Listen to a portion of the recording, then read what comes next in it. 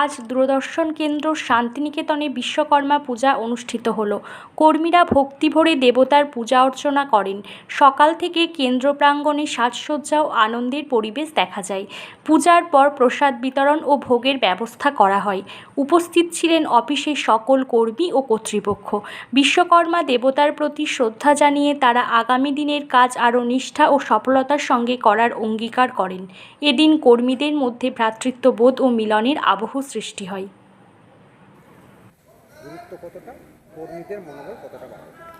বিশ্বকর্মা পুজোর গুরুত্ব তো অনেকটাই, কারণ যে কোনো উৎসবকে কেন্দ্র করে আমরা যারা সারা বছর খুব একা কাটাই তারা সমবেত হই, এবং সমবেত হওয়া মানেই যে কোনো একটা উদ্যোগকে খুব সফলভাবে আমরা এগিয়ে নিয়ে যেতে পারি। বিশ্বকর্মা আমাদের শিল্পের দেবতা, বিশেষত শিল্প প্রতিষ্ঠান, এবং আমি যতদূর দেখেছি বা যতদূর জানি যে যেখানে যেখানে শিল্পের কারখানা আছে বা শিল্প নিয়ে যারা কাজ করেন তারা বিশ্বকর্মা পুজোয় খুব আনন্দে মেতে ওঠেন।